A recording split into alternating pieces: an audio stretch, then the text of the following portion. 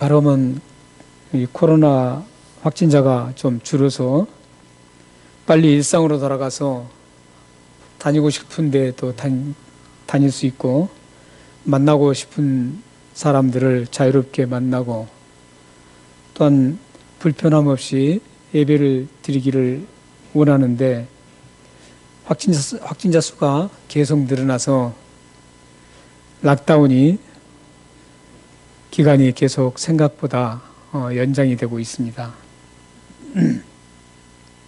그래서 많은 분들이 락다운이 길어지고 연장이 되니까 굉장히 힘들어하는 것 같습니다. 대부분의 사람들은 이런 코로나 바이러스처럼 재앙이라 그러죠. 재앙 중에 하나입니다. 그래서 이 코로나 바이러스라든지 또 세계 역사에 크고 작은 그 수많은 일들이 우연히 일어났다고 생각하는 사람이 있고 또는 그런 재앙이라든지 역사적인 사건들을 과학적으로 접근해서 이해하려고 하는 그런 분들이 있습니다. 저는 이런 크고 작은 모든 역사적인 일들은 우주 만물을 다스리시고 역사의 수레바퀴를 움직이시는 하나님의 섭리와 뜻이 담겨 있다고 생각합니다. 특히 역사적으로 하나님께서 재앙을 내리시는 그 과정을 보면 단번에 그 재앙을 내리시지 않고 계속적으로 주시해보고 또한 기회를 주시면서 기다리는 것을 볼 수 있습니다. 그 대표적인 사례가 출애굽기 7장에서 12절에 나오는 그 출애굽 과정에서 바로에게 행하셨던 하나님의 그 죄악 내리기 전에 바로에게 계속적으로 11번이라는 그런 기회를 주고 있습니다. 11번의 기회를 줬는데도 불구하고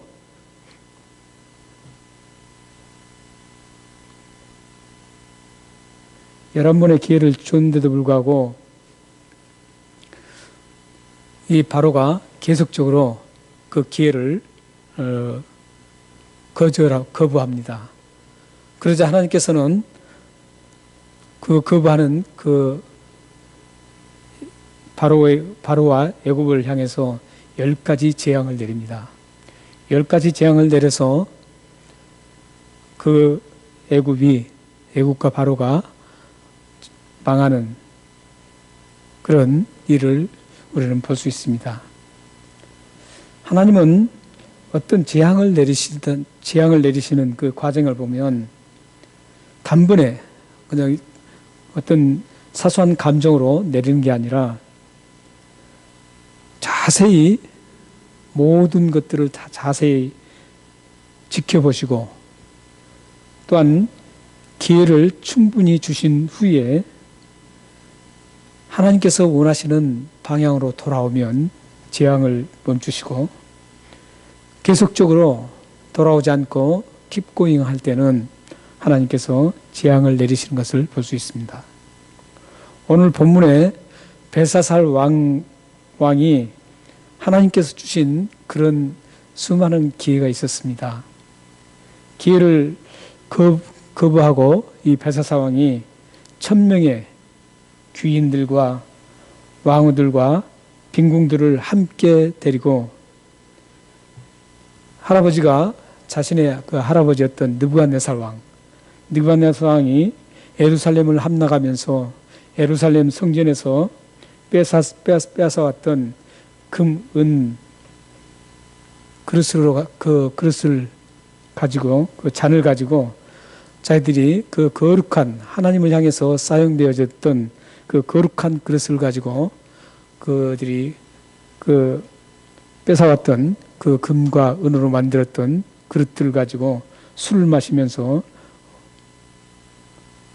자신들이 만들었던 그 돌이라든지 금은, 놋새 이런 걸 만들었던 그 신상들에게 찬양을 하는 것을 볼 수 있습니다. 이렇게 벨사살 왕이 하나님께서 원하지 않는 그런 거부하면서 극단적인 하나님께 극단적으로 대항할 때 하나님께서는 벨사사 왕의 목숨을 앗아가고 결국은 바빌론 제국이라는 그 막강한 제국이 멸망하는 것을 보고 또 멸망하여서 이 역사에 사라지는 장면들이 오늘 본문에 나오고 있습니다. 사실 벨사사 왕은 이때 술을 마실 수 있는 그런 상황이 아니었습니다. 왜냐하면 지금 술을 마시고 있는 그 상황에 어떤 상황이었냐면 그 막강했던 바벨론 제국이 메데와 바사라는 그 연합군에 의해서 전체 영토, 대부분의 영토를 다 빼앗기고 마지막으로 지금 예루살렘 그 바벨론 도성, 지금 그 벨사사 왕이 잔치를 벌이고 있는 그곳에서 그것만 놔두고 다 함락을 했습니다. 지금 밖에는 이 바벨론 그 도성을 포위하고 메데와 바사 연합군이 포위하고 있습니다. 이런 상황에서 지금 술을 마시고 지금 파티를 하고 또 신상들에게 또 찬양을 하는 그런 지금 굉장히 그 잘못된 그런 잔치를 벌이고 있습니다. 한참 이 잔치가 분위기가 막 무르익어 일고 갈 때 갑자기 벽면에 손이 나타나서 벽면에다가 글을 누구도 알 수 없는 글자를 쓰기 시작합니다. 흥겨웠던 분위기가 갑자기 그 글자를 보는 순간 모두가 두려움에 떨고 벨사사 왕이 다리를 후들거리면서 두려움에 휩싸입니다. 그때 이 다리오 왕이 벽에 쓰인 그 신비한 글자를 해석할 사람을 찾습니다. 해석할 사람을 찾지만 아무도 그 글자를 해석할 사람이 없습니다.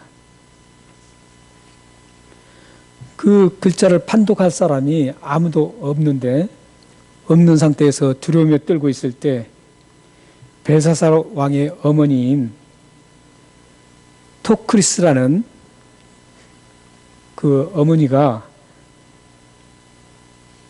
이 파티장에 찾아옵니다.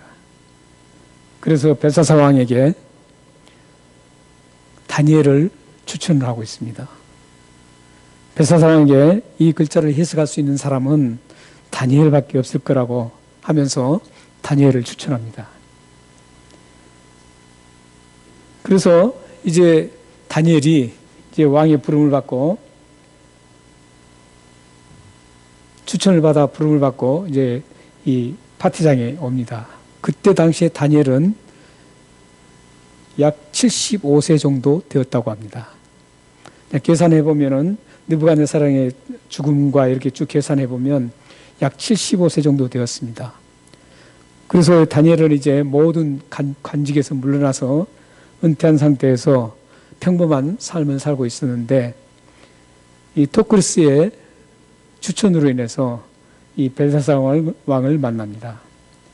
벨사사 왕을 만나서 이제 판독을 하기 전에 먼저 왜 이 손이 나와서 벽에 글자를 썼는지 그것을 먼저 자세하게 설명을 합니다.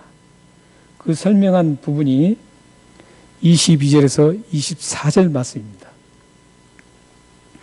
손이 나와서 글자를 쓴 이유는 22절에서 24절 말씀이 나오는데 거기 보면 벨사살 왕이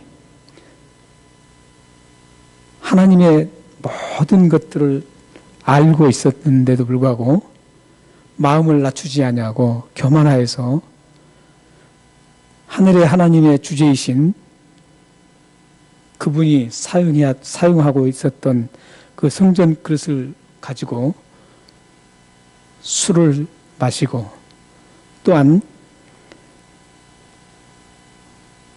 금, 은, 구리, 쇠, 나무, 돌로 만든 신상들, 그 신상들의 특징이 뭐냐면 보지도 듣지도 못하고 알지도 못하는 그런 신상들을 향해서 찬양하는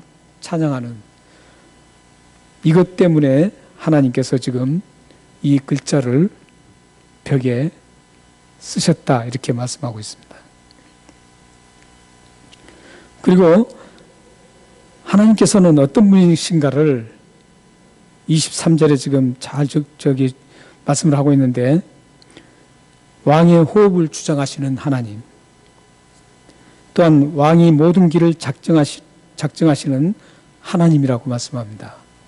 그러면서 이런 하나님께 영광을 돌리고 찬양을 해야 되는데, 그런 듣지도 못하고 보지도 못하고 어떤 인식을 하지 못하는 생명력이 없는 그런 신상들에게 찬양을 하고 섬기는 건 마땅치 않다. 그래서 하나님께서 지금 벽면에 그 글을 쓰셨다. 이렇게 지금 글 쓴 이유를 정확하게 먼저 얘기를 합니다. 글을 판독하기 전에 다니엘이 먼저 왕에게 왜 그랬는지 이렇게 먼저 설명을 하고 있습니다. 우리들도 어떤 일을 만났을 때 그 사건을 주시할 건 아니라 그 사건이 왜 일어났는지, 우리에게 왜 이런 일이 일어났는지 그 먼저 우리는 판단을 해야 합니다. 그래서 그 판단에 하나님을 섬기할 우리들이 하나님보다도 다른 것을 더 섬기고 그걸 더 소중하게 여기지 않았는지, 이런 부분을 우리가 먼저 판단해야 합니다. 그리고 나서 이제 24절에서 28절까지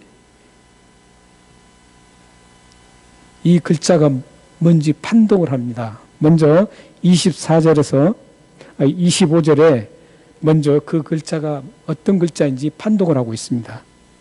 그 판독을 했는데 어떤 글자에 썼냐면은 메네 데겔 우바르신 이라는 글자였습니다. 사실 메네 데겔 우바르신 이 글자는 아람어입니다. 그렇다면 만약에 그 글자가 아람어로 써있다면 거기 그 사람들은 다 아람어를 사용하고 그거 다 알고 있었기 때문에 그곳에서 그 글자를 다 판독할 수가 있었습니다. 그런데 그 글자는 아람어가 아니었습니다. 지금 이 성경에는 아람어로 기록되어 있지만 그 글자는 아람어는 아닌데 아람어처럼 이상하게 쓰인 글자입니다. 그것은 어떻게 쓰인지 우리는 모릅니다. 그래서 거기 있는 많은 사람들이 그 글자를 알지를 못했습니다. 그런데 다니엘은 하나님의 지혜로 그 글자를 정확하게 읽었습니다. 그 글자가 판독을 하면은 바로 메네 데겔 우바르신 이런 판독입니다. 거기서 이제 26절부터 28절까지 이제 메네 데겔 우르바신이라는 것을 이제 해석을 하고 있습니다. 해석을 하는데 메네 이것은 메네라는 것은 어떤 뜻이냐 하면 세어본다 이런 뜻입니다. 그러니까 메네 데겔 우르바신은 세어보고 저울로 달아보고 나누어진다 이런 뜻이거든요. 근데 메네라는 뜻은 세어본다, 계산한다, 세어본다 이런 뜻입니다. 근데 이것을 해석은 어떻게 해석이 되냐면 하나님이 왕의 나라의 시대를 세어보았다. 그러니까 모든 왕이 행했던 모든 일들과 그 바벨론 제국의 모든 것들을 다 세어봤다는 거죠. 자세히 들여다보면서 그걸 정확하게 계산을 했다는 뜻입니다. 근데 여기서 특이한 것은 메네가 매네 두 번을 사용하고 있다는 것이죠. 두 번을 사용한 이유는 뭐냐면 하나님께서 어떤 세어보는데 그냥 한 번 세어보고 그래 결정하는 것이 아니라는 겁니다. 하나님께서 세어보고 또 세어보고 계속 세어보았다는 그런 의미입니다. 계속 그걸 세어보고 기다리면서 세어봤다는 겁니다. 그 세어봤는데 그 다 계산을 해보니까 도저히 더 이상 이제 세울 필요가 없다 이런 의미로 지금 두 번을 사용하고 있는 겁니다. 이것은 기회를 계속 줬는데 그러지 말라고 계속 기회를 줬는데 그걸 계속 거부하고 계속 그걸 끝까지 갔다는 의미입니다. 하나님이 싫어하신 것을 계속 끝까지 갔다라는 그런 의미입니다.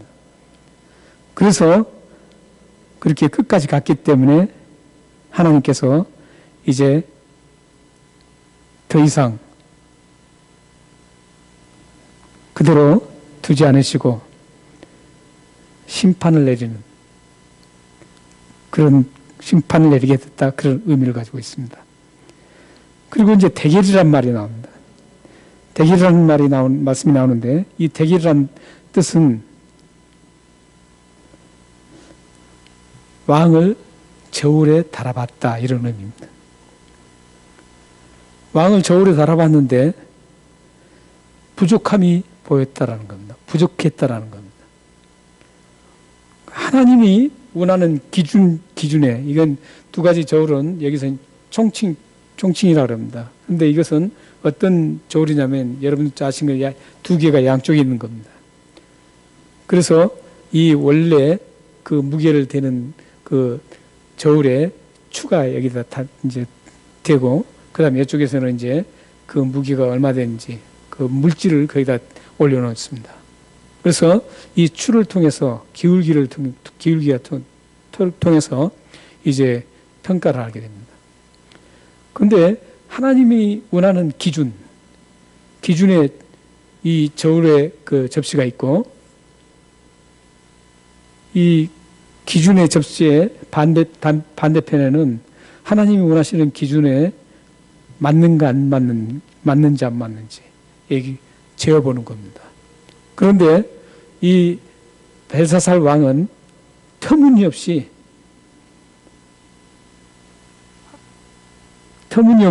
이 저울에 미치지 못한다는 것.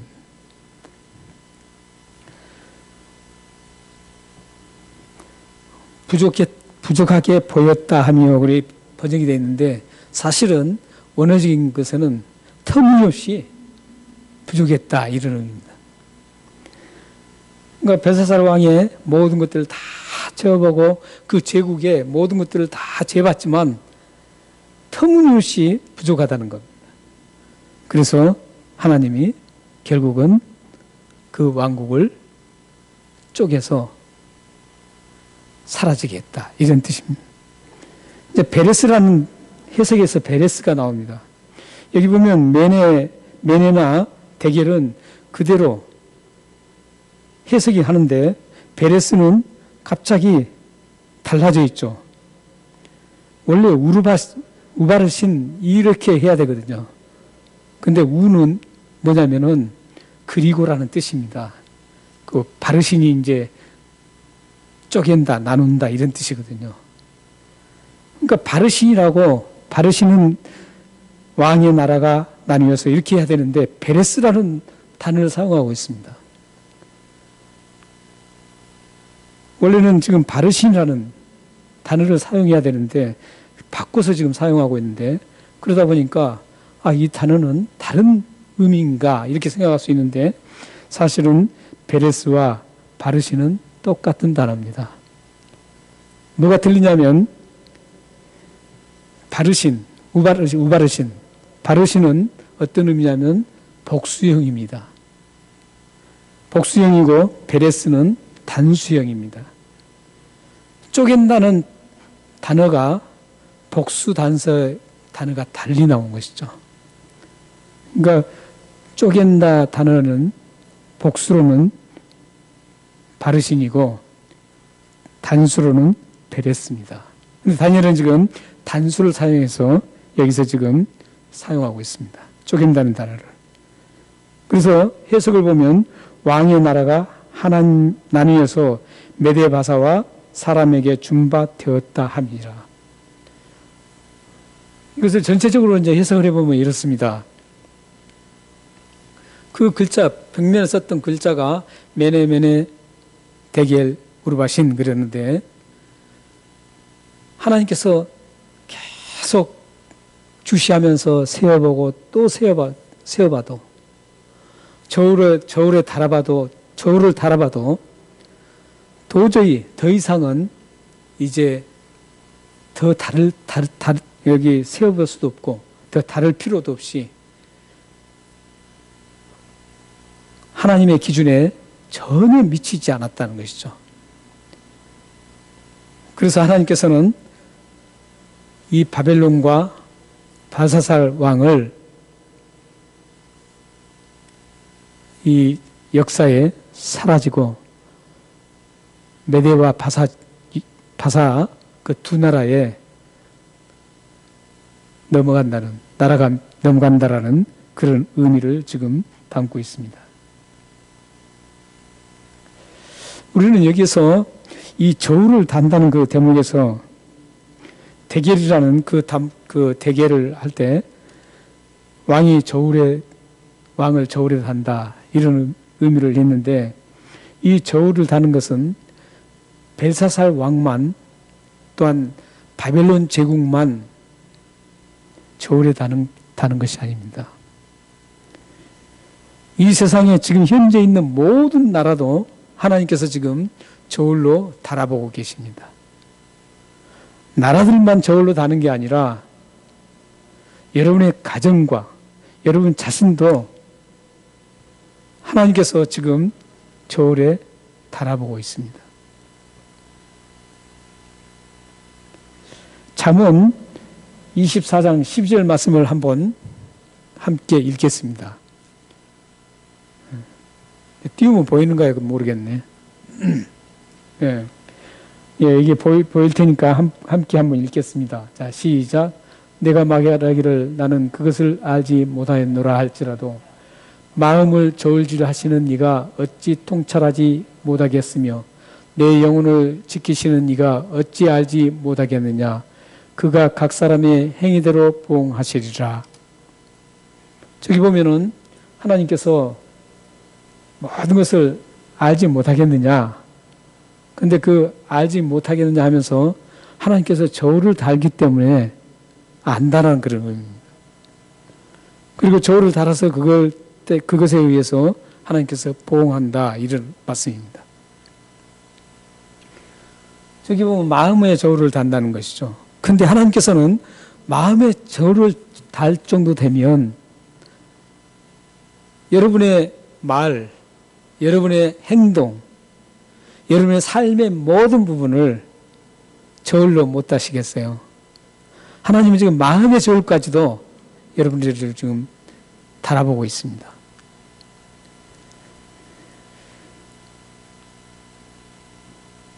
여러분의 삶을 하나님은 지금도 저울로 달아보고 있습니다. 여러분의 생각과 마음을 하나님의 저울로 지금 달아보고 있습니다. 여러분의 모든 삶을 하나님께서 지금 계산하시고 저울로 달아보고 계십니다.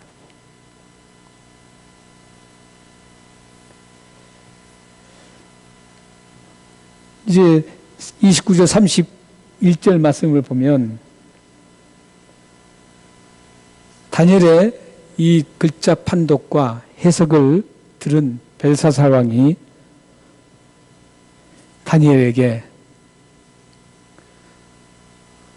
여러 가지 선물을 주게 하고 또한 세 번째 통치자로 세우겠다고 합니다.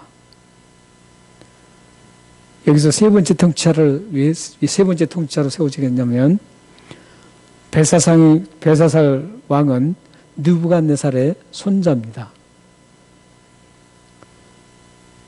그리고 벨사살 왕의 아버지가 왕으로 있었습니다. 근데 실질적인 왕은 그때 벨사살 왕이었습니다. 아버지는 후견자로서의 왕 노릇을 했고 통치자를 했고, 그래서 아버지가 제1통치자였고 벨사살 왕이 제2통치자였습니다. 제3통치자를 다니엘을 세운다는 것은 바로 그 밑에 세운다는 겁니다.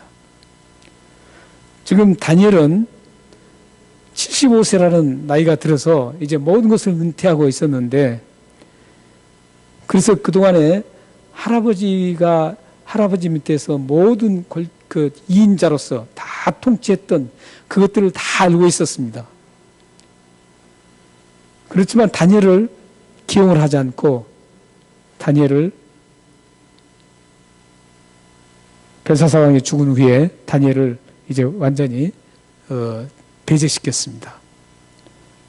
그런 상태에서 이제 다시 다니엘이 등장하는 겁니다. 75세 때. 하나님은 이렇게 나이에 관계없이 어떤 형편, 환경, 여기에 관계없이 하나님은 사용하실 수 있는 분이라는 것이죠. 그러니까 여러분이 지금 어떤 형편이 있든지 하나님께 저울로 달았을 때, 하나님이 계산해 봤을 때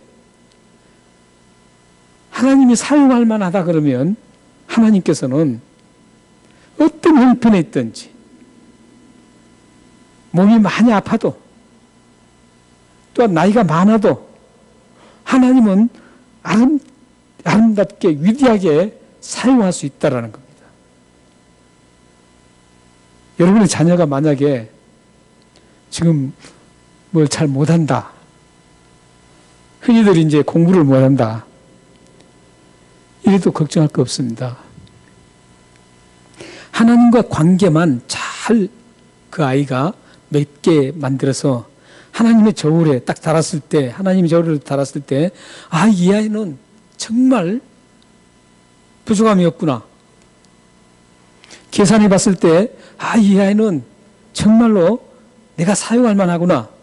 이러면 하나님께서는 그 아이가 어떤 아이든지, 어떤 형편에 있든지 그 아이를 위대하게 사용하실 수 있다라는 겁니다. 문제는 하나님과 그 아이, 하나님과 여러분의 가정, 하나님과 여러분의 자신이 하나님의 저울에 달아봤을 때 어떠하느냐 이거죠. 부족함 없이 하나님의 저울에 잘 맞춰주는 삶이라면 여러분의 자녀도, 여러분의 가정도, 여러분 자신도 지금 어떤 형편이든 관계없이 여러분들이 분명히 하나님께서는 사용할 수 있다는 겁니다. 벨사살 왕은 다니엘을 의도적으로 제외시켰습니다. 의도적으로 제외시키고 자기가 마음껏 하고 싶은 것, 자기가 마음껏 하고 싶은 것들을 계속 했던 사람입니다. 나이 많아서 제외시킨 게 아니었습니다. 느부갓네살 왕이 죽자 그 다음에 얼마 가지 않아서 바로 제외시킵니다. 충분히 사용할 수 있는 그런 나이였는데도 불구하고 제외시킵니다.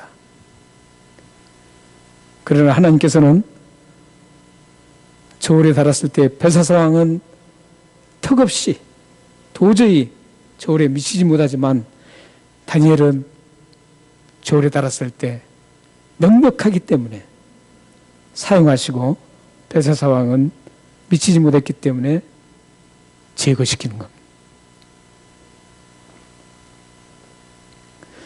여러분들 가정에 여러분 자녀와 여러분 가정과 여러분 자신의 삶이 항상 하나님께서 지금 나의 모든 것들을 세세하게 세우고 계시고 계산하고 계신다. 매뇌라는 것이죠.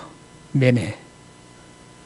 그리고 하나님께서 나를 항상 나의 말과 나의 삶과 행동과 생각과 마음을 항상 저울에 달아보고 계신다.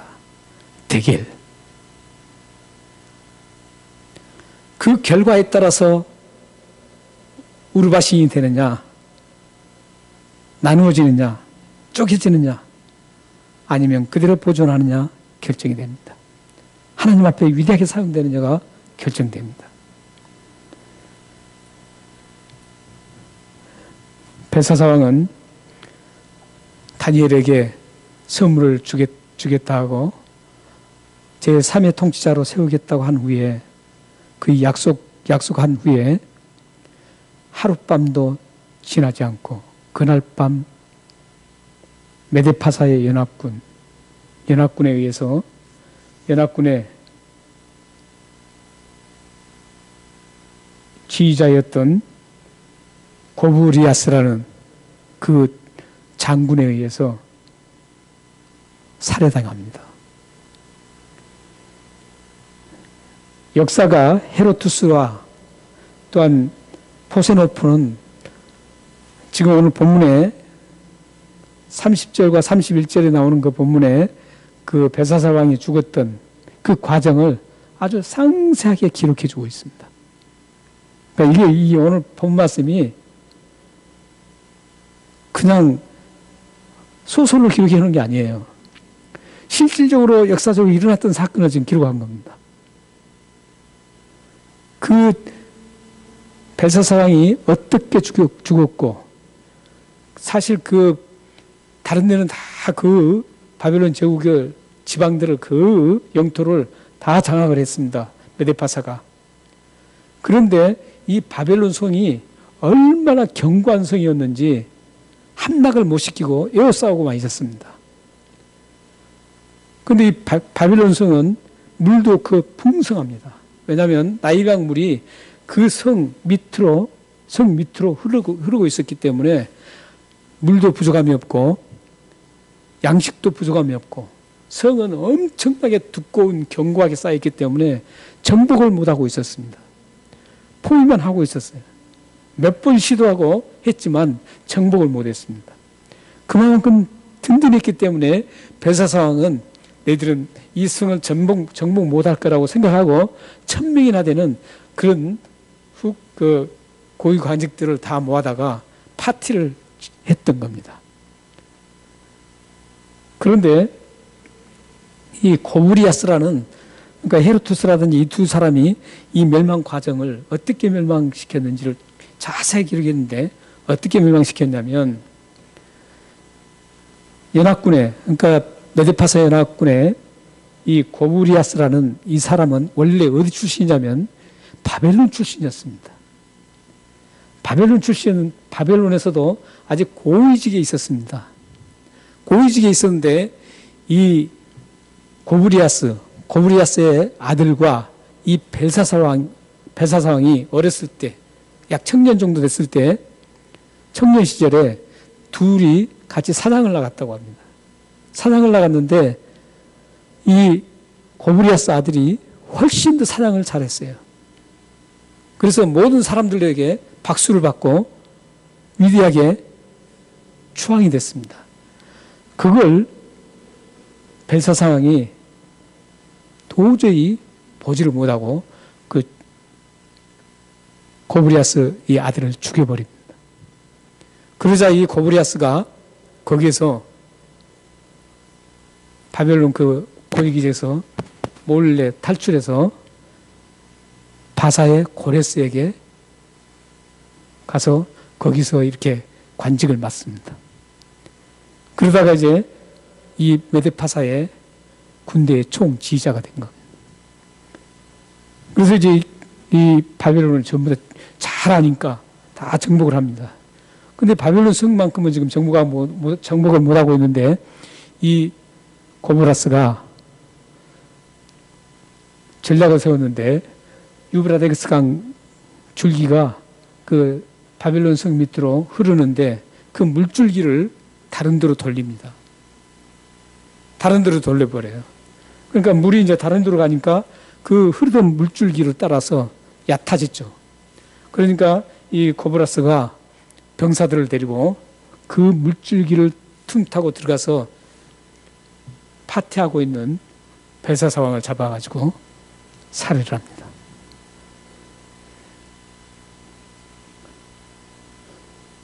이렇게 해서 벨사사왕과 바벨론 조국이 역사에서 사라지는 겁니다.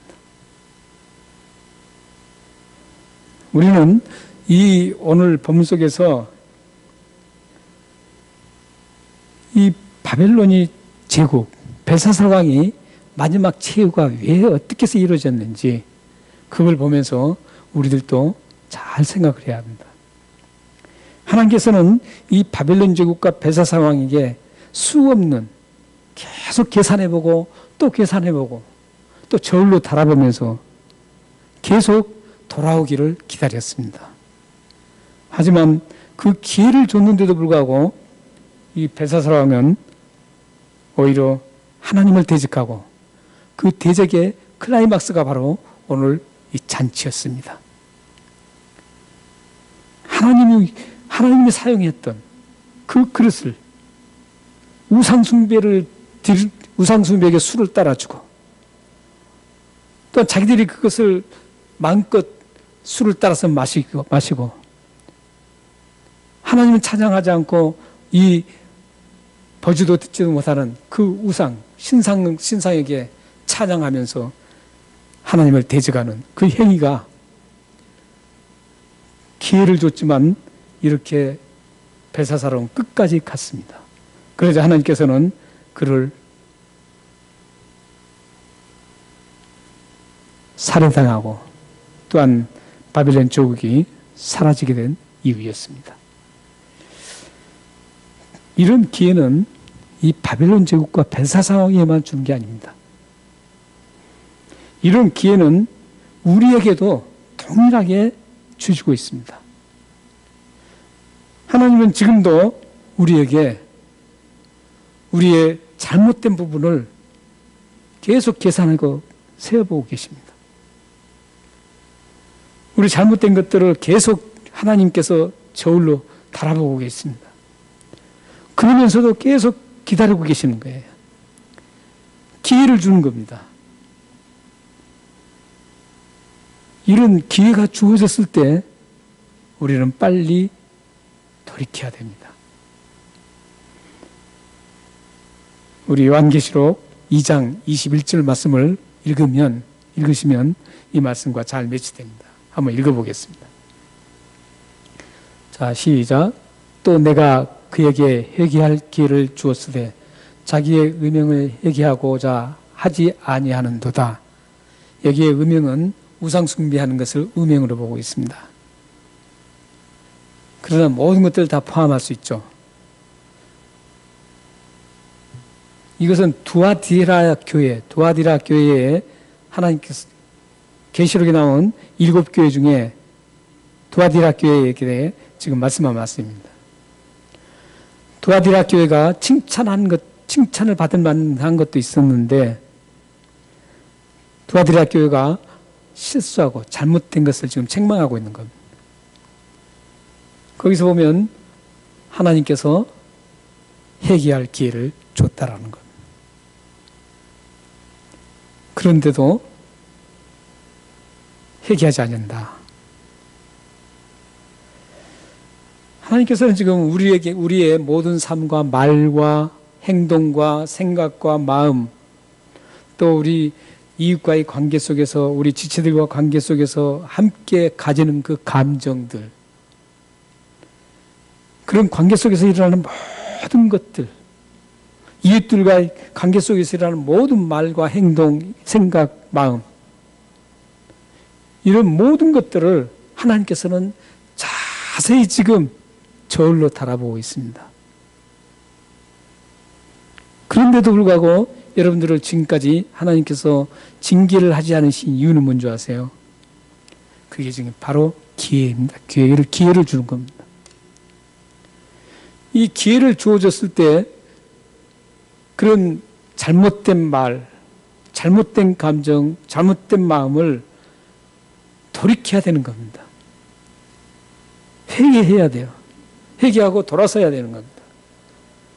돌아서면 하나님께서는 징계하려는 것들을 다 멈추십니다.